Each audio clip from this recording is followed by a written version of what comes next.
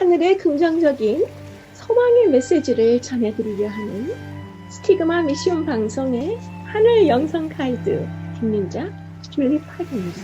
우리 앞으로 저희 스티그마 방송을 통해서 또 성경의 여러 주제들을 통해서 흥미롭고 재미있고 유익하고 또 여러분들에게 용기와 실질적인 마음의 은혜의 뿌리를 내리실 수 있는 그런 많은 자료를 여러분들 위해서 진행해 드리도록 하겠습니다. 여러분 오늘 행복하고 감사한 하루 되세요. 고맙습니다.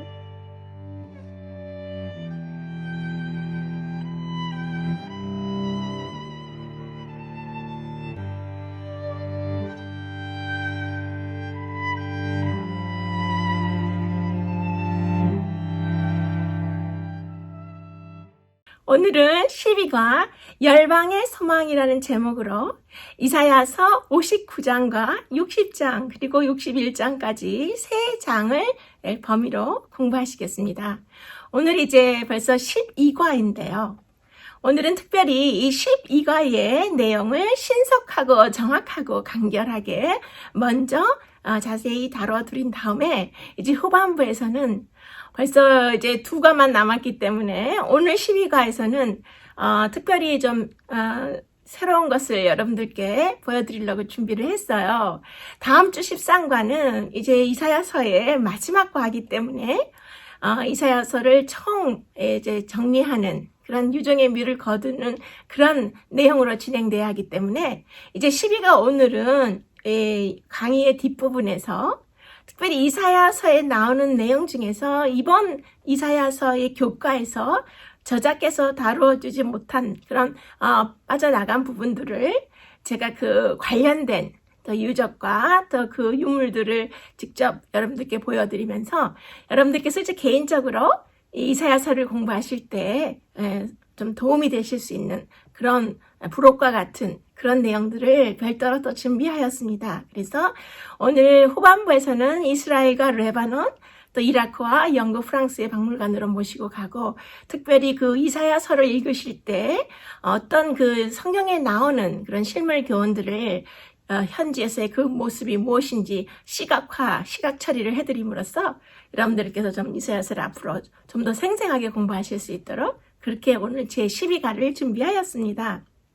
아마 이런 역사적인 자료나 고증학적인 자료를 저를 통해서 이사야서의 내용들을 공부하시는 것은 오늘이 마지막 기회인 것 같아요. 다음 주는 이제 13과에서 이사야서를 이제 총망라해서 결론을 내리고 또 마지막 부분을 해드리고 특별히 13과에서는 새하늘과 새 땅이라는 대단원의 희망, 소망, 우리의 영원한 앞으로의 그런 하나님이 갖고 계신 계획에 대해서 들으면서 기쁜 희망을 가지고 이제 마무리를 하는데요.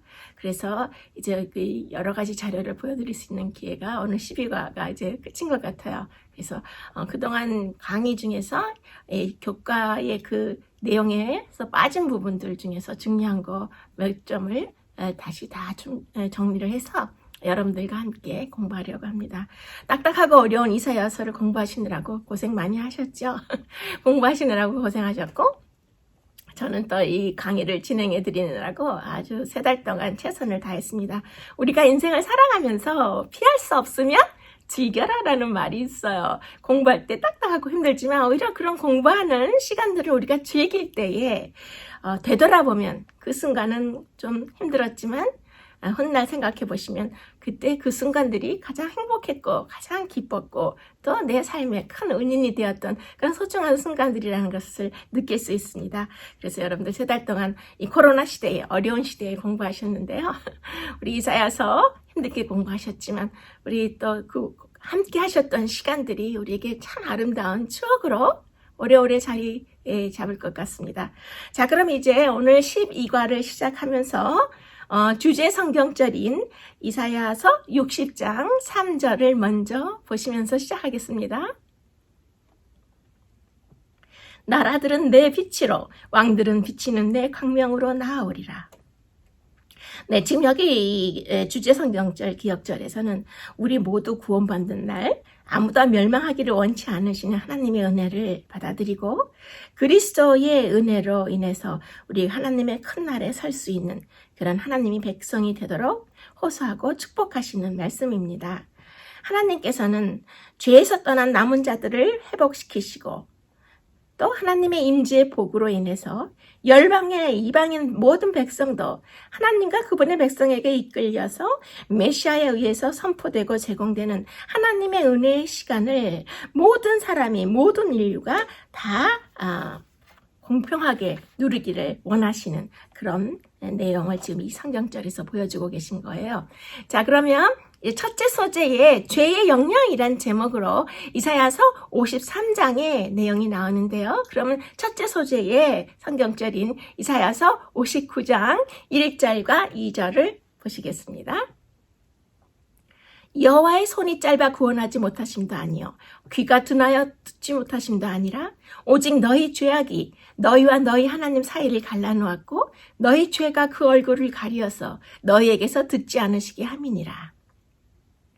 네, 지금 이 이사야서 59장 1절과 2절에서는 하나님께서 그분의 백성을 구원하지 않으시고 듣지 않으시는 이유가 있는데 그것이 우리의 죄악이, 인류의 죄악이 하나님과 인간 사이를 갈라놓았기 때문에 죄가 하나님과 우리 사람들 사이에 끼친 영향으로서 우리 모두가 짓고 있는 이 죄는 우리와 하나님과의 관계를 파괴하고 우리를 영원한 파멸로 이끈다고 말씀하고 계시는 것이죠.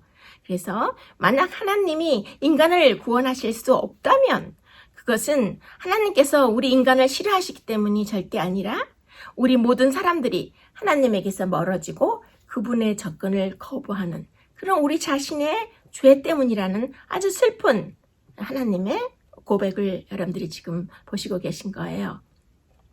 자, 그러면 첫째 소재의 묵상의 질문을 보시면 그대가 과거에 하나님과 멀어졌던 이유에 생각해 보십시오. 어떤 죄가 관계를 분리시켰습니까? 라고 묻고 있어요. 네, 우리는 살다 보면 우리 스스로 하나님과 자연스럽게 멀어질 때가 참 많아요. 그런데 우리가 이 질문에서 오늘 생각해 보면 좋은 것은 우리가 우리의 실수와 또 우리의 죄로 아파할 때 우리 자신보다도 우리의 상황에 대해 가장 슬퍼하고 아파하시는 분은 바로 예수 그리스도 하나님 자신이시라는 것이죠. 그래서 어떤 사람도 자신의 실수와 또 죄의 아픔들을 보면서 예수님처럼 아파하지는 않아요. 그래서 오히려 우리 주위의 사람들은 우리가 실수하고 우리가 조금 이탈을 했을 때 오히려 우리의 저지른 모든 일들에 대해서 더 과장해서 즐겁게 험담하는 사람들이 우리 주위에 많지만은 우리 예수 그리스도께서 또 하나님께서는 그렇게 하시지 아니하시고 우리 자신보다 더 아파하고 괴로워하신다고 말씀하시는 것입니다. 그래서 우리가 죄의 고통을 당할 때 우리를 가장 힘들게 하는 것이 무엇인가? 이 질문에서 우리가 생각을 해볼 때 우리가 실수를 했을 때 우리를 가장 아프고 힘들게 하는 것은 함께할 나의 이 마음의 짐을 나눌 사람이 없고 또 그것을 누구에게도 토로하기가 너무 힘들어서 괴로워하는 것이 아닌가라는 생각이 들어요. 그런데 우리가 이제는 그런 생각을 버려도 좋다고 말씀하시는 것이 여러분이 절대 혼자가 아니기 때문입니다. 우리가 죄를 지어서 방황할 때라도 예수 그리스도께서 내 자신의 곁에서 우리의 죄로 인해서 하나님과의 간격이 멀어지고 또 우리가 하나님을 피하고 싶어하는 그 순간을 망정 예수 그리스도께서 또 하나님께서 우리의 죄의 짐을 같이 지시고 위로하시고 우리 곁에 함께 하시기 원하신다고 지금 우리 묵상의 질문에서 결론을 내린다면 여러분들에게 큰 위로가 될 것 같아요. 그러면 첫째 소재의 적용의 질문을 보시면 만약 어떤 교인의 신앙이 죄로 인하여 위협을 받고 있다면 그 문제를 어떻게 다루는 것이 좋을까요? 라고 묻고 있어요. 좋은 그 대답은 여러분들이 너무나 많이 알고 계셔서 제가 좀 다른 포인트에서 좀 말씀을 드리자면 뉴욕의 유명한 잡지 만화에 방탕한 아들에게 화가 난 어떤 아버지가 말하는 장면이 아주 인상 깊게 그려져 있던 것이 기억나는데요. 그 아버지가 이번이 내 아들을 위해서 잡은 살찐 송아지가 벌써 5마리째입니다 라고 말하는 거예요. 그래서 우리 그 성경에 나오는 그 탕자의 이야기에서 그 작은 아들이 다시 집에 돌아왔을 때 그 아버지가 너무 기뻐서 살찐 송아지를 잡는데, 지금 우리 현대인의 모습에서 모든 부모들이 자식을 위해서 이 살찐 송아지를 잡는 것이 4번도 넘고 5번도 넘어서 힘들다라고 아주 유머러스하게 표현한 그런 모습이었는데요. 우리 그것을 생각해 볼 때 하나님께서는 우리 인생이 끝날 때까지 우리가 하나님께로부터 떠났다가 다시 돌아오고 떠났다가 다시 돌아오고 하는 그런 과정을 반복할 때 하나님께서는 아마 살찐 송아지를 몇십 마리 아니면 우리 평생 동안 한 사람마다 한 사람을 위해서 몇백 마리의 살찐 송아지를 잡고 돌아온 것을 기뻐하시는 그런 파티를 하시는 분이 하나님이 아니신가, 그런 생각을 하게 되었어요. 네덜란드의 가장 유명한 화가죠. 이 렘브란트의 작품 중에서 이제 그 유럽에 가셔서 이 박물관이나 미술관에서 보실 수 있는 그 렘브란트의 작품이 많은데, 특별히 이제 그가 그린 작품 중에서 예수 그리스도께서 십자가에 못 박히시는 장면이 있는데요. 아주 세밀하게 예수님의 그런 고통을 그 그림에 그렸는데, 이제 그 예수님의 십자가 주위에는 그를 비난하는 그 냉정한 군중들의 모습도 아주 다양한 그 인간의 모습들을 그려놓았는데, 그가 이제 그 그림을 마무리하기 전에 마지막에 렘브란트 자기 자신의 얼굴과 자기 자신의 모습을 그 군중들 사이에 자기 모습도 그려 넣었어요. 그리고 울면서 내가 그리스도를 못 박았습니다. 나도 그 일에 동참한 사람입니다라고 눈물을 흘리며 고백했던 것이 참 유명한 일화예요. 그래서 우리가 우리 주위에서 또 우리 교회에서 이렇게 죄로 인해서 위협을 받고 있는 분들을 볼 때에 십자가 앞에서는 모든 사람이 다 똑같이 그런 입장이라는 것을 우리가 기억을 하고, 이사야서 53장 6절에 우리는 모두 다 양 같아서 제각기 각자 길로 갔거늘 이라고 말씀하고 계셔요. 약간의 정도의 차이는 있겠지만 우리 모두 다 각자 제 길로 갔다라고 이사야서 53장에 말씀하고 계시는데요. 우리가 그런 말씀을 생각해 볼 때 우리가 누구를 정죄하거나 그 영혼을 아프게 다룰 것이 아니라, 지금 이 첫째 소재의 적용의 질문에서 우리가 그런 죄의 위협을 받고 있는 영혼들을 그리스도의 십자가의 사랑 앞으로 인도하여 우리가 예수님과 같은 사랑으로 그 외롭지 않게 그 영혼들을 우리가 위로하고 또 좋은 길로 안내할 수 있지 않나, 그런 생각이 들었어요. 자, 그럼 우리 둘째 소재에 누가 용서를 받았는가라는 제목으로 또 이사야서 59장의 말씀이 나오는데요. 그러면 이사야서 59장 11절의 말씀을 또 먼저 보시겠습니다. 비둘기같이 슬피 울며 정의를 바라나 구원을 바라나 우리에게서 멀도다. 네, 지금 여기 이사야서 59장에서 충격적인 모습을 보여주시면서 성경은 구원의 소망을 또 같이 제시하고 있죠. 그래서 지금 59장 11절을 보시면 성경은 모든 사람이 죄를 지었다고 분명히 말하고 있어요. 그러나 구원은 죄 없음에 있는 것이 아니라 하나님의 용서에 기초하기 때문에 우리가 이렇게 구제불능의 그런 죄의 상태에서도 우리가 이제 구원을 바라고 소망할 수 있다고 말씀해 주시는 거예요. 자, 그러면 로마서 3장 22절에서 24절까지 아주 중요한 말씀이 나오는데요. 지금 이 12과의 둘째 소재를 공부하시면서 로마서 3장에 있는 말씀을 또 여러분들이 함께 읽으시면 큰 도움이 될 것 같아요. 예수 그리스도를 믿음으로 모든 믿는 자에게 미치는 하나님의 의니 차별이 없느니라.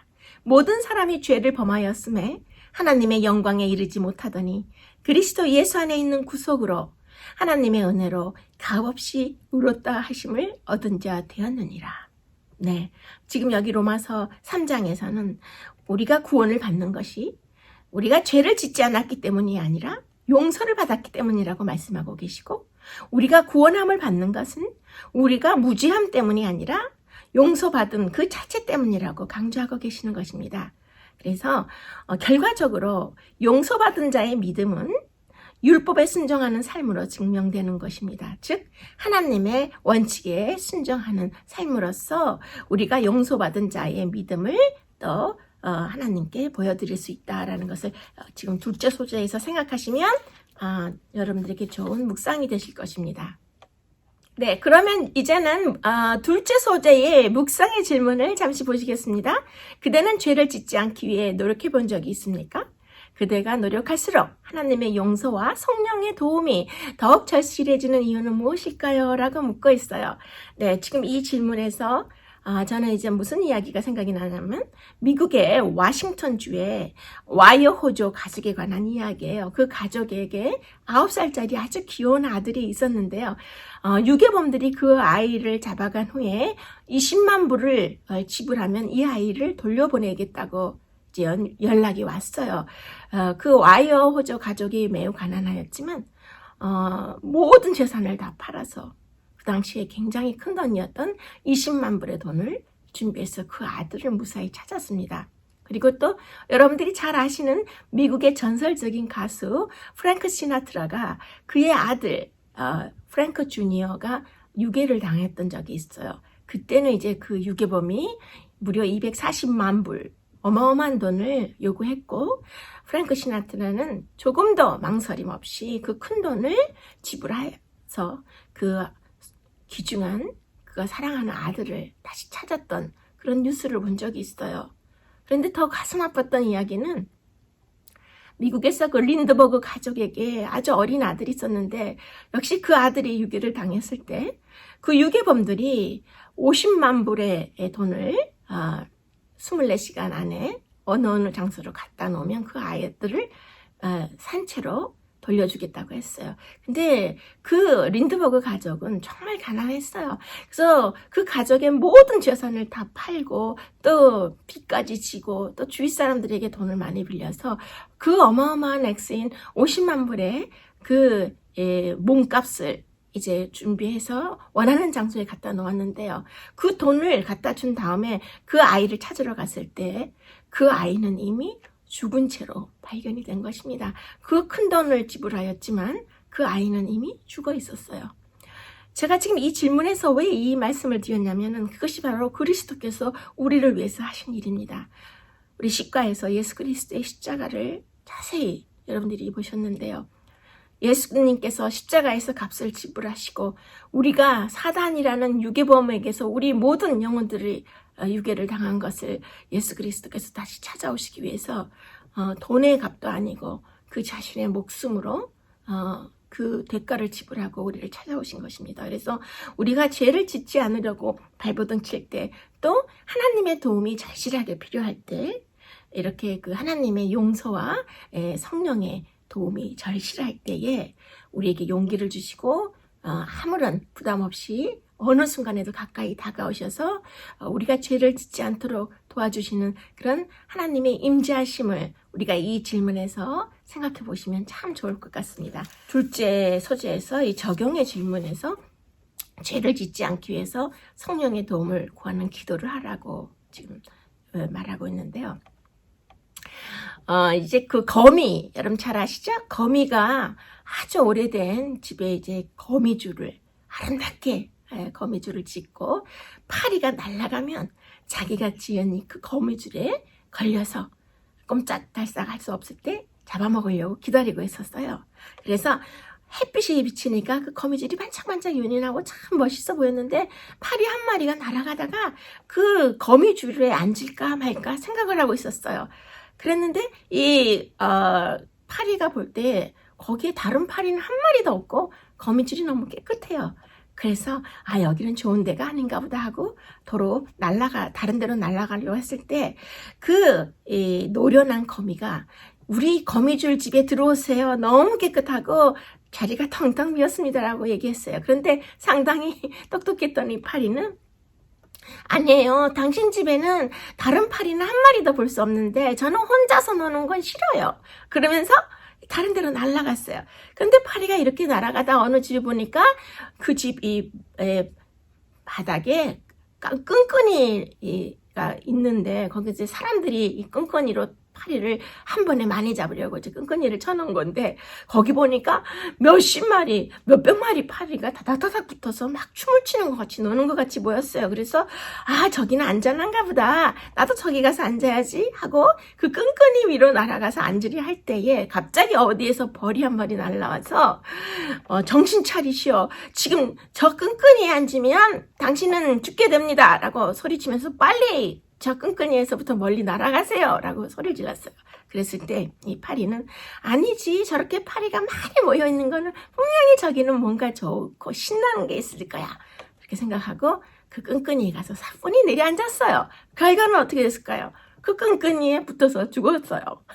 자, 그래서 여기에서 이 예화에서 말씀드리고 싶은 것은, 우리가 때로는 많은 사람과 또 많은 그 쉽게 가는 길이 가장 안전하고 편하고 쉬워 보이지만, 많은 사람이 모이고 그것이 가장 넓은 길이고 또 아주 편만한 길일 때, 그것이 바로 우리의 죽음으로 향하는, 우리의 모든 것이 끝으로 치달을 수밖에 없는 그런 위험한, 우리의 생명을 다시는 놔주지 않는 그런 끈끈이와 같은 그런 길이라는 것을 우리가 생각할 때에, 우리가 바로 이때 성령의 도움을 구해야 하기 때문에, 우리가 편안한 길, 사람이 많이 하는 그런 곳으로 죄를 짓기 위해서 우리 마음이 향할 때에 우리가 성령의 도움을 구하는 기도로서, 우리가 가는 길이 아무도 가길 원치 않는 외롭고 힘든 길이라 할지라도 그것이 우리에게 생명과 또 우리에게 영원한 소망이 있는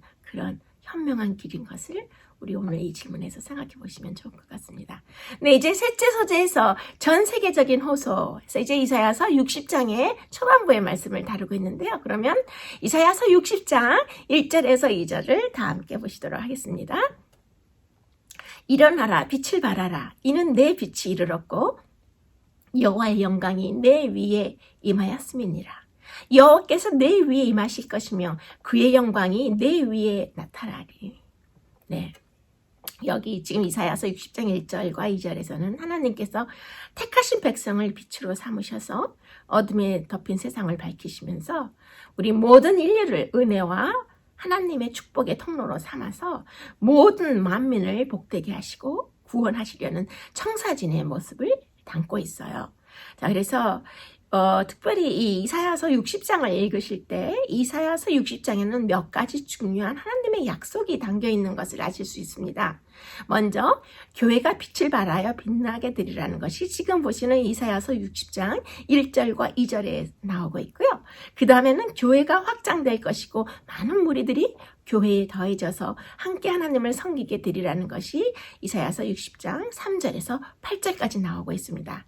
그리고 새로운 회심자들이 교회에 크게 기여하여서 큰 유익을 끼치게 되리라는 것이 또 이사야서 60장 9절에서 13절까지 예언이 되어 있고요. 그 다음에 교회가 사람들 가운데서 큰 영광과 명성을 얻게 되리라는 것이 또 이사야서 60장 14절로부터 16절까지 나와 있는 것을 알 수 있습니다. 그리고 교회가 깊은 평안과 평화로움을 누리게 되리라는 것이 17절과 18절에 예언이 되어 있고요. 그 다음에 교회의 지체들은 모두 의로운 자들이 되고 교회의 영광과 기쁨이 영원하리라는 것이 또 이사야서 60장 19절에서부터 22절까지 나와 있는 것을 알 수 있습니다. 그래서 이사야서 60장을 읽으실 때 특별히 이방인들이 들어옴으로써 메시아의 나라가 확장된다는 것과 그리스도 예수께서 가져다 주신 하늘의 영원한 기쁨과 영광에 대해서 이방인들까지 다 포함해서 우리 인류에게 소망을 선포하고 계신다는 것을 아실 수 있습니다. 네, 여러분, 우리가 지금 셋째 소재에서 이제 이사야서 60장을 이렇게 공부하고 계신데요. 우리 그리스도인의 인생에서 이 세상에서의 우리 그리스도인의 삶은 총에 장전되는 총알과 같다고 했어요. 그래서 총알 한 발이 발사된 후에는 바로 다른 총알이 따라 올라오게 장전이 되어 있듯이 우리가 이 세상에서 살아갈 때 그리스도인이 겪는 어려움이나 여러 가지 그 문제들은 쉴 새 없이 이렇게 연이어서 다가오는데요. 아무리 우리 자신이 좋아하고 적성에 맞는 일을 한다 할지라도 인생이 힘들다는 것은 달라지지 않는 것 같아요. 그래서 우리가 이 세상에 살고 있는 이상 이런 우리 그리스도인들이 겪는 여러 가지 어려움들을 궁극적으로 피할 수는 없는 것 같은데요. 어떤 사람이 고난받는 정확한 이유에 대해서 알고 계신 분은 하나님밖에 없다고 했어요. 그래서 우리는 우리 이 신앙의 삶을 유지해 나갈 때에 나 홀로 어려움을 당하는 사람은 없다라는 것을 기억하시고 이사야서 이 60장에 선포해 주시는 우리의 영광과 우리의 미래와 우리의 약속을 잊지 않으시면 이 장전된 총알과 같이 계속 연결해서 나오는 우리 인생의 삶에 또 그리스도인의 삶의 어려움들을 우리가 잘 또 극복해 나가실 수 있으리라고 생각해요. 네, 그러면 이제 넷째 소재에 보시면은 이사야서 61장을 다루고 있어요. 그래서 특별히 이 넷째 소재에서는 그 여호와의 은혜해라고 해서 구약에 보시면 희년이라는 게 나와요. 제가 에스라와 느헤미야서 이 특강을 진행해 드릴 때도 자세히 설명을 드렸는데요. 그 당시 구약에서 그 이스라엘 백성에게 희년이었던 것은 이제 그 생활을 하다 보면 경제적으로 어려움을 얻게 되면 빚을 지게 되고 또 빚을 많이 지게 되면 자기 집이나 뭐 밭이나 이런 그 자기 재산을 또 저당 잡히게 되고 간혹 몰수되기도 하죠. 그 다음에 더 이상 저당 잡힐 집이나 재산이 없을 때 계속 빚을 져야만이 그 살아갈 수 있을 때는 결국 그 부모와 또 어린 자식까지 이제 노예로 팔려가요. 그래서 그 빚을 이제 노예의 신분과 이제 바꾸는 그런 것을 그 당시 많이 흔한 일이었었는데요. 하나님께 주신 이 희년이란 것은 여호와의 은혜의 해로서 매 50년마다 50년째 되는 해에는 그 빚진 내용으로 인해서 집과 또 논밭과 모든 재산이 저당 잡히거나 몰수당하고 빼앗긴 것을 다 원상복귀해 주는 해이고 또 그러한 빚으로 인해서 노예 신분으로 전락했던 그 모든 가족, 부모부터 그 자녀에 이르기까지 모든 가족이 그 희년, 50년째 되는 희년의 해에는 그 신분도 다시 원래로 원상복귀되어서 빚을 전혀 안 지었던 때처럼 평범한 또 시민으로 정상적인 가족끼리 살아갈 수 있는 그런 은혜를 베풀어 주신 것이 희년이었어요. 그것이 지금 이사야서에서 하나님의 은혜의 해로 선포되고 있는 그런 내용이죠. 네, 그럼 저는 지금 이 넷째 소재에서 그 여호와의 은혜해, 즉 희년에 대해서 자세히 언급하실 때에 이사야서 61장의 1절에서 2절까지의 이 말씀을 여러분들과 함께 또 묵상을 하면 참 좋을 것 같아요. 주 여호와의 영이 내게 내리셨으니 이는 여호와께서 내게 기름을 부으사 가난한 자에게 아름다운 소식을 전하게 하려 하심이라.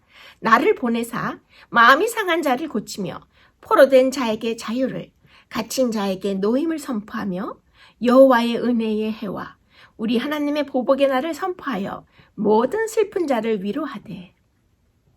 네, 지금 보시는 이 이사야서 61장 이 2절과 1절에 나오는 이 여호와의 은혜의 해는 조금 전에 말씀드린 대로 희년을 의미해요. 그러나 그것은 단순히 그 레위기 25장의 그런 준수뿐만이 아니라 이 해는 왕이신 메시아께서 우리 인류에게 자유와 회복의 사역을 통해서 십자가를 통해서 메시아께서 자신을 나타내실 때에 온 인류에게 영원히 이런 은혜의 해, 은혜의 타이밍이 선포된다고 하시는 그런 함축적인 의미를 담고 있는 것입니다. 네, 지금 이제 바이올린 영상을 하나 보시는데요.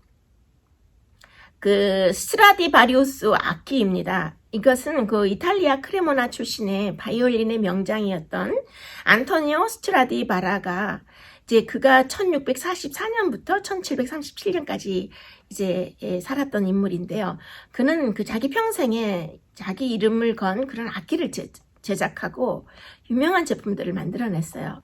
1100개가 넘는 그런 바이올린과 하프와 기타, 비올라, 첼로를 제작했어요. 그래서 이 가운데서 그가 만들었던 그 1100점이 넘는 그런 악기 중에서 지금도 650여 점이 현재까지 남아있죠. 스트라디바리우스 악기는 참 그 세계적으로 아주 가격이 비싼 그런 악기인데 1700년을 전후해서 제작된 이 스트라디바리우스 바이올린이 이 한 대에 수백만 달러에 거래되는 명품이 있고, 또 요즘도 시장에 나오면 쉽게 눈에 띄고 또 바로바로 구매자가 나오는 것을 알 수 있어요.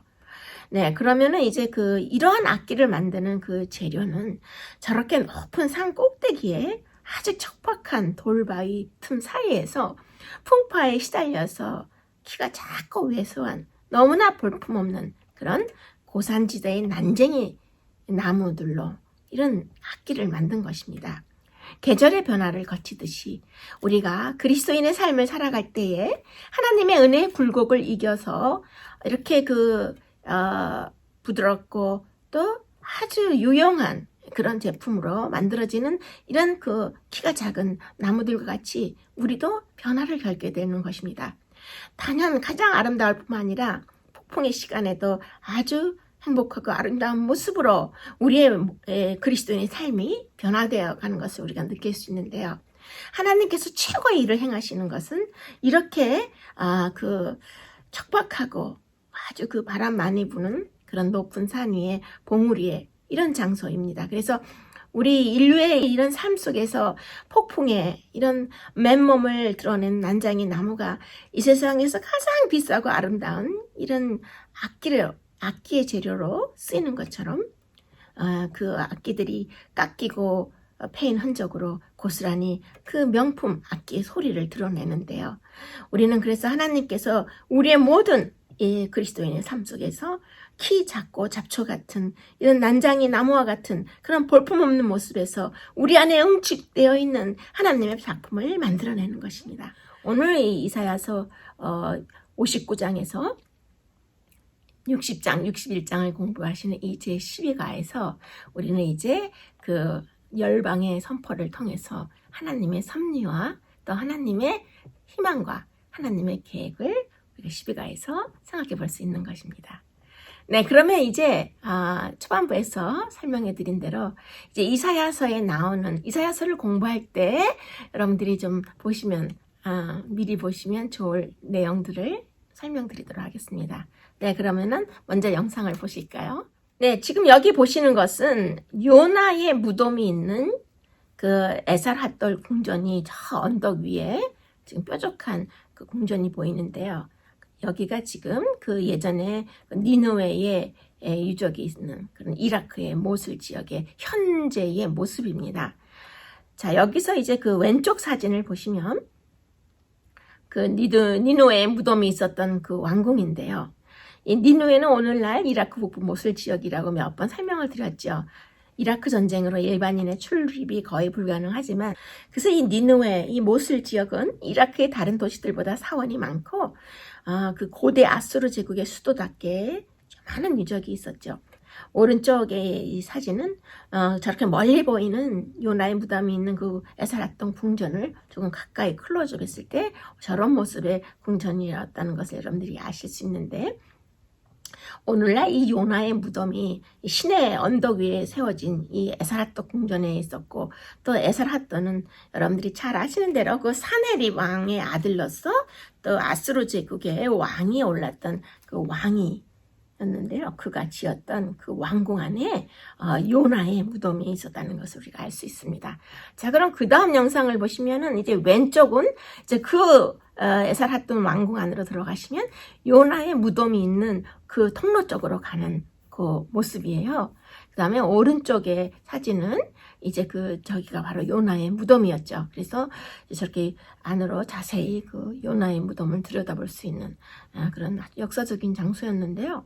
이 요나는 아수르 제국이라는 이방인의 구원을 달갑지 않게 여겨서 여러분들이 잘 아시는 대로 요바로 내려가서 배를 타고 다시스로 도망을 쳤죠. 그런데 하나님이 풍랑을 일으켜서 결국 요나는 물고기 뱃속에서 3일을 고생하다가 회개한 후에 니느웨로 가서 멸망을 경고하여서 아수르 제국의 왕과 또 모든 국민이 회개하면서 잠시 멸망이 보류되었던 것이 요나서 3장에 나오죠. 네, 그 다음 모습은 이제 요나의 무덤이 있던 에살핫돈 궁전 안에 정원과 가까이 클로즈업한 모습이에요. 놀랍게도 이 니누의 백성들과 왕이 함께 회개하였었죠. 그래서 성경에 나타난 그런 집단적인 회개의 예가 바로 요나가 전했을 당시 아수르 제국이 회개했었던 것인데, 문제는 지속성이었죠. 그래서 니누의 성의 그 백성들의 회심이 오래가지는 못했어요. 이 아수르 제국이 아수르바니팔 왕과 그의 아들 아수로 에틸 일라니의 치세 때에 결국 멸망당하고 말았던 것을 우리가 성경의 역사에서 아실 수 있는데, 나훔 선지자의 예언대로 그렇게 된 것이죠. 네, 이제 그 다음 영상을 보시면은 이것은 조금 전에 보셨던 에살핫돈 궁전, 그러니까 요나의 무덤이 있던 그 왕궁인데요. 이것이 이제 슬프게도 2014년 7월 달에 그 IS 이슬람 테러 단체들에 의해서 저렇게 폭파되는 장면입니다. 제가 저것을 CNN 방송에서 캡처를 해놓은 건데요. 세계에서 가장 오래된 기독교 공동체 가운데 하나였던 이 모술의 이라크 니누의 도시가 지난 그 2017년 IS 이슬람 테러 단체들이 그 퇴거하기 전까지 이 IS 이슬람 테러 단체의 최대 거점지였던 아주 슬프고 힘든 역사를 갖고 있어요. 그래서 이제 그 다음 영상을 보시면은 완전히 저렇게 폭파돼서 연기로 사라지는 모습입니다. 그래서 IS 이슬람 테러 단체의 공격으로 모술 지역에 살던 수십만 명의 이라크 기독교인들이 여기를 떠났죠. 고대 기독교 문명의 요람이었던 이 모술 지역이 기독교 문화 유적이 파괴되는 것은 인류 문화 유산의 참으로 슬픈 상실이었고, 또 이 모술에서 30km 떨어진 카라콧이라는 조그만 또 도시가 있는데요. 이라크에서 가장 오래된 최대 기독교 마을이죠. 그래서 2017년에 IS 이슬람 테러 단체가 물러가면서 이제 이 모술 지역과 그 카라코시가 또 조금씩 복원되기도 하는 그런 뉴스를 들을 수 있습니다. 그 다음 영상 보시면은 요나의 무덤이 저렇게 폭발된 것을 그곳에 살고 있는 기독교인들이 저렇게 다녀가는 모습이에요. 그래서 그 이라크에서는 그 예수님의 십자가 사건 이후 약 2000년 이상 지켜온 기독교인들의 신자 숫자가 무려 2003년만 해도 150만 명이나 있었어요. 그러니까 우리 여러분들이 생각하시는 것보다는 달리 이 이라크라는 나라에도 기독교 신자들이 꽤 오랜 세월 동안 존속하고 유지됐었던 것인데요. 많은 전쟁과 또 고초의 역사를 보내면서 이제 지금은 이라크 전체 인구의 1%, 100분의 1에 불과한 약 40만 명이 그리스도인으로 남아있는데요. 이렇게 힘들고 열악한 현실 속에서 열렬한 신앙을 유지하고 있는 그들이 참 놀랍습니다. 그런데 뭐 이번 주 뉴스에서 또 이 카톨릭의 교황이 이 모술 지역과 카라코시 지역을 방문을 해서 요나의 무덤이 있던 저런 기독교 유적지가 다 파괴된 그곳에서 이제 IS 이슬람 단체 지도자들을 만나서 화해를 촉구하는 그런 또 미팅을 가진 것이 지난주에 뉴스에도 나왔었어요. 그래서 지금 여러분들이 보시는 이 영상들이 요나의 무덤과 관련된 최고 그 나중에 있었던 그런 모습들을 보여드리고 있습니다. 하나님께서는 우리들에게 요나처럼 이렇게 본 꿈에 반응하고 행동할 것을 지금도 요구하시는 것 같아요. 그래서 21세기의 요나여, 21세기의 니느웨여 함께 일어나라고 외치시는 것 같습니다. 지금은 마치 이슬람 국가처럼 변해버린 이곳에 복음의 빛이 다시 스며들기를 기도하는 마음으로 제가 특별한 영상을 또 보여드렸어요. 네, 이제 지금 보시는 이 영상은 루브르 박물관 파리의 프랑스 파리의 루브르 박물관에 있는 그 신바벨로니아 제국의 유적지에서 갖고 온 그 프리즈띠 모양으로 된 석판의 그 모습인데요. 이것은 특별히 그 이사야서 14장의 내용을 이제 시각화해주는 그런 소중한 자료이죠. 그래서 이사야서 14장 8절에 향나무와 레바논 백향목도 너로 인하여 기뻐하여 이르기를 내가 넘어뜨리었은즉 올라와서 우리를 작별할 자 없다 하는도다 라는 말씀이 나와요. 그래서 이사야서 14장에 나오는 향나무와 레바논 백향목이라는 그 나무 이름이 나오는데 지금 이 그림을 보시면은 그 레바논의 백향목을 수입하기 위해서 아시리아 제국의 사람들이 먼저 다녀갔는데 그 당시에 그 사르곤 2세 왕이 이 고르사밧에 있는 그의 왕궁의 벽에 이렇게 프리즈띠 모양의 석판을 남겨서 이 유물을 보면은 지금 저 향나무와 레바논 백향목을 저렇게 잘라서 운반하는 모습이 지금 저 석판에 남아 있는 거예요. 그래서 이사야서 14장에 나오는 이 레바논 백향목이 이 목재는 왕궁 건축의 중요한 재료였습니다. 그래서 아수르 제국에는 양질의 목재 재료가 부족해서 레바논 백향목이 그 오랜 세월 전에 매우 중요했기 때문에 아수르 제국의 왕들이 자주 저렇게 레바논 백향목을 잘라서 그 목재들을 수입하곤 했는데요. 아수르 제국의 에살핫돈 왕도 레바논 백향목과 관련되어 이렇게 이사야서 14장에 또 언급이 된 것을 여러분들이 생각해 보실 수 있습니다. 다음 영상을 보시면은 이렇게 성경에 이사야서 14장에 나온 것처럼 성경에 구약 성경에 여러 번 언급되는 레바논의 백향목 나무가 지금 영상에서 보이는데요. 해발 5,000피트 높이의 레바논 산악지대에만 살고 있는 특별한 나무예요. 그래서 베샤레 지역에 지금 현재 한 300그루 정도밖에 안 남아있다고 하는데요. 이 나무들은 지금 보시는 이 사진처럼 폭풍 후에 곧잘 쓰러져서 관광객들을 위한 레바논 백향목으로 만든 목재 기념품의 재료로 또 쓰이기도 하는데 살아있는 백향목은 자르지 못하도록 지금 이 레바논 나라에서 법으로 보호를 하고 있죠. 그 다음 영상 보시면은 레바논에 여행을 하시면은 이렇게 작은 마을에서 쉽게 볼 수 있는 저렇게 멋진 몇백 년이 된 백향목 나무의 레바논의 백향목 나무를 보실 수 있고 또 이 지금 영상에서 보시면 이 골목에 이제 선물 가게들이 보이죠. 이 선물 또 기념 가게에는 이렇게 백향목이 저렇게 폭풍에 쓰러진 그런 나무들을 잘라서 저렇게 기념품도 만들고 또 세계에서는 관광객들에게 이런 그 레바논 백향목을 한 조각이라도 기념으로 사갈 수 있게 파는 곳입니다. 그 다음 영상에 보시면 이것은 이제 이사야서 30장과 관련된 영상이에요. 이사야서 30장 12절에서 14절까지 보시면은 그가 이 나라를 회파하시되 토기장이가 그릇을 회파함 같이 아낌없이 파쇄하시리니 라는 그 이스라엘의 그 멸망을 말씀하실 때 그 토기장이 그릇이 저렇게 완전하게 박살나고 회파된다는 그 말씀의 그 형상을 여러분들이 지금 보고 계시는 것입니다. 지금 이 부서진 항아리 도자기 그 조각들은요, 그 예루살렘과 베들레헴 사이에 그 일반 동네에서 발굴이 되었어요. 그래서 라맛 라셀이라는 동네에서 지금 이사야서 30장에서 말한 그렇게 토기장이가 그릇을 다 파괴해서 파쇄한다는 그 말씀하고 의미가 맞는 그런 저런 아주 오랜 2000년 이상 아주 오래된 그 당시의 도자기에 저렇게 박살나버린 그런 그 조각들, 항아리에 부서진 조각들이 땅속에서 발굴이 되었습니다. 자, 그래서 이스라엘 백성들이 그 남방 유다 백성들, 특히 그 당시에 그 파워가 아주 셌던 그 아시리아 제국을 의지하거나 또 다른 강대국 애굽을 의지할 때마다 이사야는 하나님만을 의지하라고 호소하면서 그렇게 이방 나라들의 의지를 하고 하나님을 의지하지 않을 때에 하나님의 심판이 이르러 오면 그 결과로서 저렇게 산산이 부서지는 저런 파괴되는 저런 항아리 조각이나 도자기의 그 조각조각 산산이 완전히 부서지고 박살난 것을 의미하는 그 이사야서 30장의 그 모습들이 저렇게 진짜 땅속에서 그 라맛 라셀에서 이스라엘에서 발굴이 된 것을 지금 사진 찍어 온 것입니다.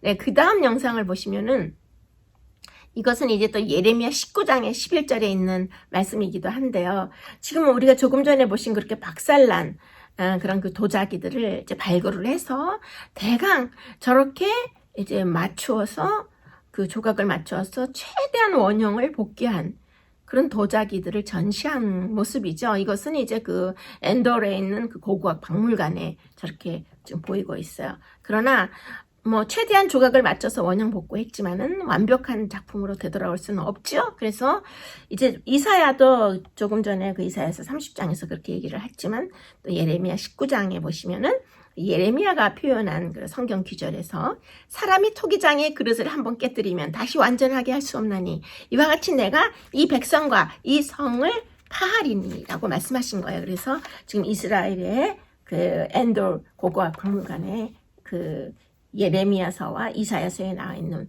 그런 그 조각난 그런 모습을 다시 원상복귀해서 그러나 원형으로 가기는 힘들다라는 모습을 저렇게 고고학 박물관에서 보여주고 있어요. 네, 그 다음 영상을 보시면 이것은 이사야서 12장을 비주얼라이즈 해드리는 거예요. 시각화해드리는 것인데 그것은 뭐냐면 그 야곱의 사마리아의 운물인 야곱의 운물이 사마리아에 있는 이것은 이제 그 사마리아 북방 이스라엘의 수도였죠. 사마리아 지역에 있는 야곱의 운물의 현재 모습이에요. 그래서 이사야서 12장 3절에 보시면 너희가 기쁨으로 구원의 운물들에서 물을 기르리로다 라는 그런 말씀이 이사야서 12장에 나오죠. 그래서 구원의 운물, 구원의 샘, wells of salvation이라는 그 성경에 나오는 모습이 바로 지금 보시는 저 야곱의 운물을 여러분들이 현재에도 저렇게 유적으로 남아있다라고 보시면 되겠어요. 그래서 메시아 시대를 예언하면서 이 구원의 샘, 구원의 운물이라고 이사야서 12장에 말씀하신 거는 영적 축복의 샘과 근원이 되는 것을 예언해 주신 것인데요. 이 실로암 샘물이 하나님의 백성들을 기쁘게 해 주었지만 또 메시아의 시대가 오면은 이스라엘, 유다 모든 백성들이 이렇게 구원의 운물이고 구원의 샘이신 예수 그리스도로부터 영원히 목마르지 아니할 영생의 물을 마실 수 있다는 것을 이제 의미하는 그런 야곱의 운물이 현재 그 이스라엘 지역에 있는 그 모습입니다. 그런데 그 다음 양성을 보시면 이것은 이제 요단강의 수원의 근원이에요. 그 가이사랴 빌립보 지역에 있는 바니아강의 상류에 그 샘이 흘러내리는 아주 그 상류 지역의 모습입니다. 그래서 이것이 그 조금 전에 보셨던 그 야곱의 운물까지 흘러나오는 그런 모든 운물의 물줄기의 근원이 됐던 그런 바니아강 상류에 지금도 흐르고 있는 그 가이사랴 빌립보 지역의 요단강의 수원의 근원이 되는 그 강에 시작되는 샘에 흐르는 모습입니다. 네, 그 다음 영상을 보시면 이것은 이사야서 21장과 관련된 영상이에요. 이사야서 21장의 6절에서 9절까지 보시면 주께서 내게 이르시되 가서 파수꾼을 세우고 그 보는 것을 고하게 하되 파수꾼이 사자같이 부르짖기를 주여 내가 낮에 늘 망대에 섰었고 밤이 맞도록 파수하는 곳에 있었더니 라는 말씀이 나와요. 이것은 이제 에스겔 3장과 에스겔 33장에도 이제 이 망대라는 말이 이사야서 21장 같이 똑같은 단어가 나오는데요. 지금 보시는 저것이 바로 이사야서 21장에서 말하고 있는 망대예요. 바로 이 망대에서 파수꾼이 이제 그 서서 늘 그 망을 본 곳입니다. 여기 지금 이사야서 21장에 이 망대에서 파수꾼들이 어느 상대를 망을 봤냐면은 바벨론, 그 다음에 에돔, 그 다음에 아라비아 지역에 여러 그 침략 군대들이 쳐들어오는 것을 이제 여기서 파수꾼이 망대에 서서 밤이 맞도록 파수하는 그런 이 망대의 모습이 지금도 이 영상에 있는 것은 이제 그 이벡스 가든이라고 해서 성서시대의 그 모습 그대로 유지한 망대가 이스라엘 지역에 가시면 볼 수가 있어요. 그래서 이 이벡스 가든에 있는 망대의 영상 사진을 찍어온 것인데요. 이것을 이제 그 이사야서 여러분들이 21장을 읽으실 때 파수꾼과 망대의 이야기가 나올 때 지금 이 영상을 이제 머릿속에 그려보시면 좀 구체적으로 도움이 되실 것 같습니다. 네, 그 다음 영상은 이제 이사야서 23장의 내용을 또 시각화해 드린 건데요. 이것은 이제 그 이사야서 23장에 보시면은 1절에서 두로가 황무하여 집이 없고 들어갈 곳도 없으며 라고 말한 것이 있어요. 그래서 이것이 이제 그 두로가 황무지가 될 것을 예언한 것이죠. 그래서 이사야서 23장은 다시스에 관한 경고의 말씀입니다. 그런데 지금 이 영상 속에 보시면은 그 로마 제국의 건축 스타일인 아치가 보이고 있어요. 이것은 이제 알렉산더 대왕 군대가 지어놓은 것이 지금 저렇게 덩그러니 저 아치만 남아있는 것인데요. 이 타일의 이 두로라는 지역은 그 당시에 굉장히 유명하고 번성했던 페니키아 무역 항구 도시였죠. 그래서 이 두로는 인근의 그 애굽 나라나 다시스 또 키프로스, 성경에는 이제 구브로 섬으로 나오는데요. 그런 지역이 이 페니키안 무역 도시 이 타일의 두로의 멸망으로 큰 영향을 장차 받게 되는 그런 중요한 항구 도시입니다. 또 이 지금 보시는 이 영상과 관련된 것이 에스겔서 26장에서 28장까지 상세히 묘사되어 있어요.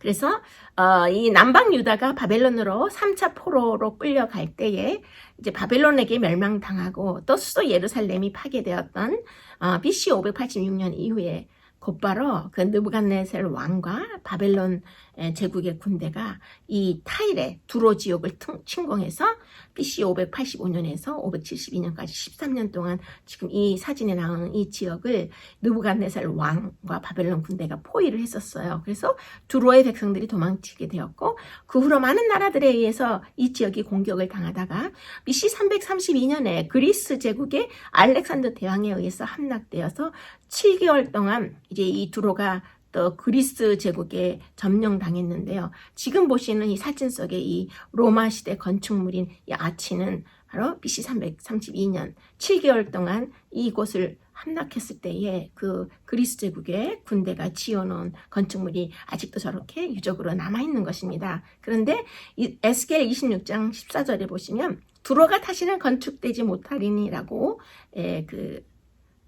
예언하고 있어요. 그래서 지금 보시는 이 두로 타일의 지역은 그 후로 다시는 재건되거나 건축되지 못하고 현재 저렇게 이제 폐허가 된 모습으로 남아 있습니다. 그래서 방문객들에게 잠시 이 두로 지역이 오픈된 적이 있죠. 그때가 이제 1967년과 또 1975년 그리고 한 20년 전인가요? 2002년에 이제 방문객들에게 잠시 이 두로 지역이 이제 성경 고고학이나 어떤 성지 순례객들에게 개방된 적이 있었는데 요즘에는 정치적인 또 군사적인 이유로 더 이상 관광할 수 없는 관광객이 들어갈 수 없는 그런 지역으로 아주 소중한 저런 그 당시의 모습을 아직도 보여주고 있는 영상입니다. 네, 그 다음 영상을 보시면 이것은 이제 이사야서 26장과 관계된 그런 소중한 장면이에요. 이사야서 26장 1절에 보시면 우리에게 견고한 성읍이 있으며 여호와께서 구원으로 성과 성곽을 삼으시리로다 라고 말씀하고 계셔요. 그래서 여러분들께서 이사야서 26장을 읽으실 때 그 견고한 성읍, 성곽이라는 말을 이제 떠올리시는데 지금 보시는 이 사진은 그렇게 견고한 성읍, 성벽, 성곽 그런 2600년 전의 모습을 발굴한 그 사진입니다. 그래서 지금 이 영상에 보시면은 느헤미야가 재건했던 다윗의 성, 예루살렘의 성벽 오리지널 부분이 1967년에 성서 고고학 발굴팀에 의해서 발굴된 그런 일부분의 모습이에요. 이것이 이제 주택가에서 우연히 발견이 됐는데요. 약 2700년 전에 이 페르시아 제국 시대에 그 남방 유다의 유적이 저렇게 고스란히 남아서 느헤미야가 재건했던 그 예루살렘의 성벽 그 모습이 저렇게 아직 흙 속에 파묻혀 있다가 발굴된 모습이죠. 여러분들이 잘 아시는 대로 이제 이 남방 유다가 BC 536년에 1차 포로 귀환으로 돌아왔고 2차 포로 귀환은 이제 458년에 에스라에 의해서 한 1500명 정도 돌아왔고 이제 마지막 3차 포로 귀환은 느헤미야에 의해서 아주 소수의 무리가 BC 444년에 돌아와서 이렇게 예루살렘 성벽을 재건했던 것을 여러분들이 에스라서와 느헤미야서에서도 자세히 배우셨는데요. 그때 느헤미야가 재건했던 성벽의 부분에 유적의 모습이 발굴된 아주 소중한 영상 자료입니다. 네, 그 다음 영상을 보시면 역시 이것도 예루살렘에 있는 그런 넓은 성벽의 유적이에요. 그래서 느헤미야 3장 8절에 보시면 성벽을 저희가 중수하되 예루살렘 넓은 성벽까지 하였고 라는 말이 나와요. 그래서 조금 전에 말씀드린 대로 그 1967년에 이것도 이 영상에 나오는 이 그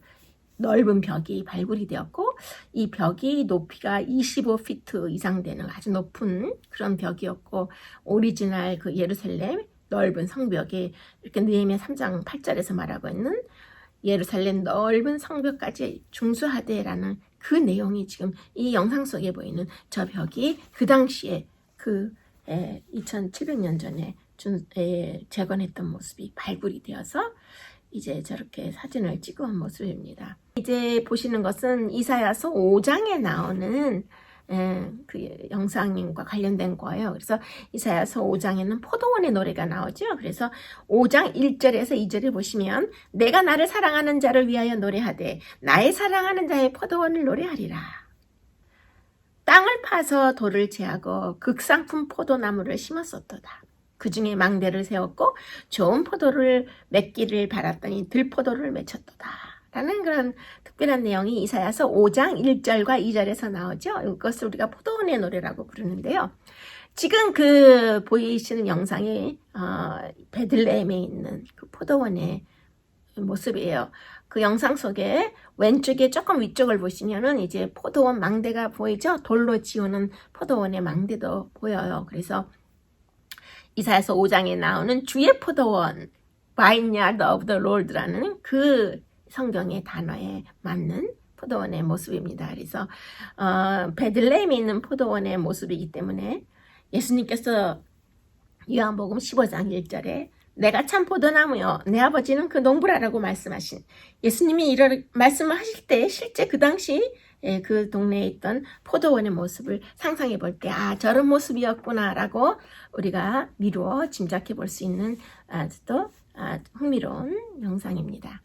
네, 이제 그 다음 영상을 보시면 이것은 이제 그 특별한 그 수채화예요. 이거는 그 날개 달리고 사람 얼굴을 한 황소 동상, 거대한 동상을 저 예전에 야수르 제국의 그 유족과 유물의 모습에서 보여드렸었는데 그 림루드라는 중요한 그 이라크의 유적지에서 발굴되던 모습을 이제 이것을 1850년대에 이렇게 발굴 작업을 했어요. 그래서 그 당시에 역사화가의 수채화의 기록으로 남겨진 역사화입니다.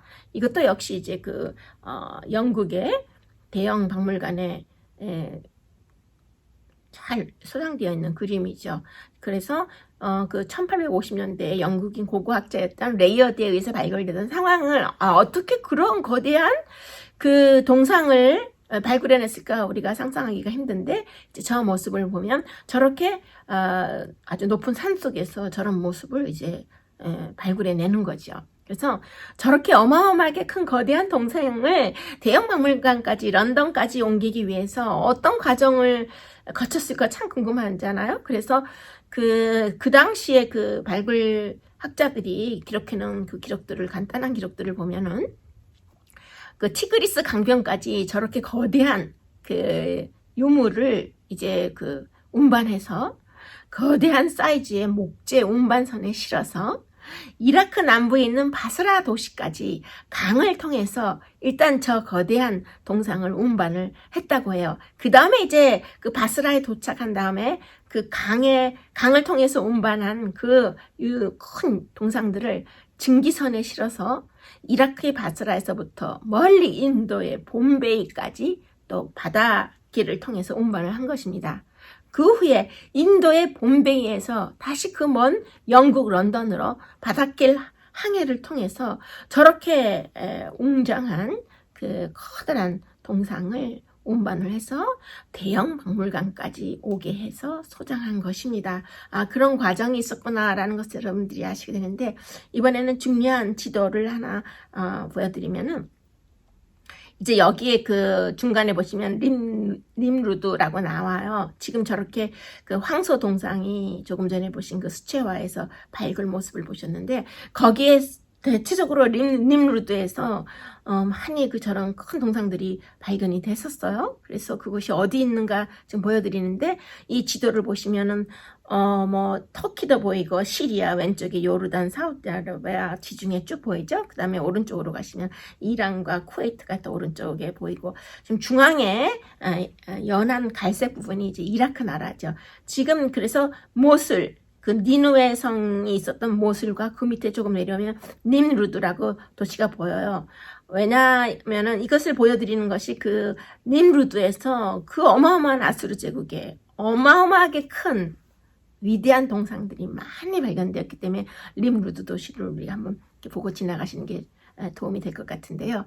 맨 위에 보시면 하란이 나오죠. 저기 하란은 지금은 이제 터키의 그 땅덩어리 안에 있는 마을이었는데 아브라함이 그 아비집을 떠나라고 명령하신 하나님의 명령을 따라서 잠시 머물렀던 그 하란이 지금 터키에 있다는 것을 아실 수 있고, 그 다음에 이제 니누웨가 현재 모술이라는 것을 많이 들으셨고, 그 다음에 중간에 님루드라고 써 있는 것이 바로 여기가 그 성경에 그 노아의 중손이었죠. 니무롯이 건설했던 성이 있던, 그래서 아주 그 구약의 역사에서 님루드라는 이 도시는 상당히 중요한 의미를 갖고 있죠. 창세기 10장 11절에 나오는 갈라라는 마을이에요. 그래서 노아의 증손자였던 니무롯이 건설한 성이 있던 도시고, 기원전 2500년 전부터 사람이 살기 시작했던 것을 우리가 역사적으로 알 수 있는 곳입니다.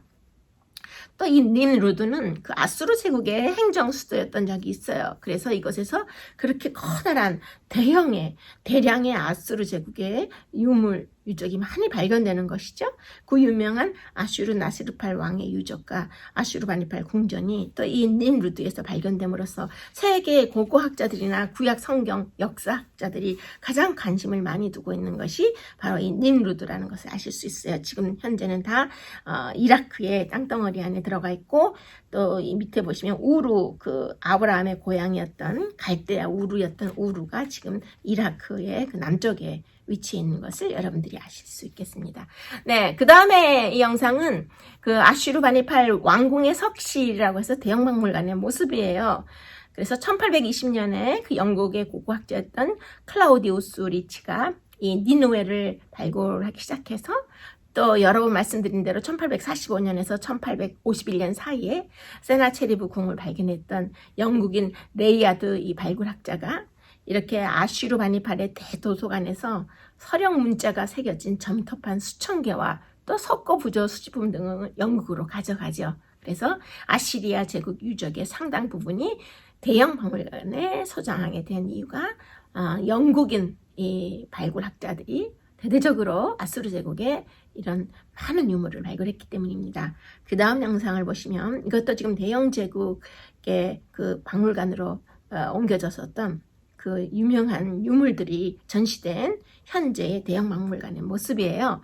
아수르 제국의 용맹함과 전술, 용병술, 그리고 대제국의 잔인함까지 한눈에 보여주는 그런 수많은 유물들을 한눈에 보실 수 있어요. 그래서 이곳에 가서 보게 되면 가장 많이 드는 생각은 이렇게 무겁고 거대한 것을 어떻게 그 이라크의 님루드라는 유적지에서 영국까지 가지고 왔을까 궁금할 수 있기 때문에 제가 조금 전에 그 지도를 통해서 또 그 이런 것을 발굴하는 그 수채화를 통해서 여러분들께 보여드리면서 어떻게 운반하게 됐는지까지 자세히 설명드렸습니다. 참고로 이제 다음 영상을 더 보시면은 이것은 이제 그 BC 7세기의 그 아수르 제국의 최후의 강력한 왕이었던 아주 명군주였죠. 아슈르바니팔 왕에 의해서 남겨진 점토판 기록 유물이에요. 아수르 제국의 도서관에서 대량 발굴하게 되면서 세상에 알려지게 된 거죠. 그래서 이렇게 그 점토판으로 만든 저런 기록물이 대부분이 그 아수르 제국의 역사와 문화가 이렇게 특별한 문서 기술, 점토판에 새겼지만 이런 문서 기술로 남겨진 실제 기록으로 알려져 왔는데요. 그 다음 영상을 보시면 진흙으로 만든 그 점토 편지 서류와 그 편지 서류를 보관하는 케이스를 또 저렇게 점토로 흙으로 봉투를 만들었어요. 너무나 놀랍지 않습니까? 저것이 이제 BC 700년대에 만든 그 내용들인데요. 이 광대한 영토의 제국 안에 모든 넓은 구역을 효과적으로 이 제국을 운영하기 위해서 의사소통의 상호 전달이 가장 중요했는데요. 이러한 모양의 그 왕실의 전용 그 점토 편지와 또 이런 점토판에 쓴 이런 편지를 보호하고 그 내용을 담을 수 있는 저렇게 케이스까지 이제 점토로 만들어서 널리 사용된 것입니다. 네, 지금 참고로 이렇게 보여드린 이런 내용들이 여러분들이 이사야서랑 구약을 또 혼자 읽으시고 공부하실 때 좀 참고가 되고 도움이 되었으면 참 좋겠습니다. 네, 이제 열방의 소망을 다루어드린 제12가를 마무리할 시간이에요. 여러분, 우리를 지배하는 것이 죄의 두려움입니까? 아니면 하나님의 은혜인가요? 하나님께서 용서하시는 은혜는 어떤 상황보다 크다고 했습니다. 그리고 우리가 현재 우리의 죄로 인해서 무엇과 시름하든지 간에 하나님은 우리의 상황보다 훨씬 크신 것입니다. 그리고 강하신 것입니다. 죽도록 맞아서 피가 흥건해진 몸으로 죽음의 문턱을 넘으신 예수 그리스도의 그 십자가를 생각해 볼 때 바로 여기 이 고난의 장소에서 예수님께서는 우리의 망가진 삶이 무엇인지 아시고 우리를 사랑과 은혜로 덮으시며 우리를 부르고 계시는 것입니다. 하나님과의 관계를 만든 나의 죄와 투쟁할 때에 예수 그리스도께서는 우리의 고통을 알고 계시는 것입니다. 그분은 가장 가까운 사람들에게서 배신당하셨기 때문에 우리의 고통을 더욱더 잘 알고 계시는 것입니다. 그래서 예수님은 망가진 인생을 먼저 부르신다고 하셨습니다. 여러분, 하나님의 임재가 우리 죄의 문제보다 훨씬 크다는 것을 기억하라고 하셨습니다. 하나님의 용서가 우리의 죄보다 훨씬 크기 때문입니다. 우리는 매 순간 나의 죄의 크기를 볼 것인가? 나의 죄의 죄책감의 크기를 볼 것인가? 아니면 용서하시는 하나님의 은혜의 크기를 볼 것인가? 우리가 반드시 생각해 봐야 할 것입니다. 네, 12간을 이렇게 오늘 마치겠습니다.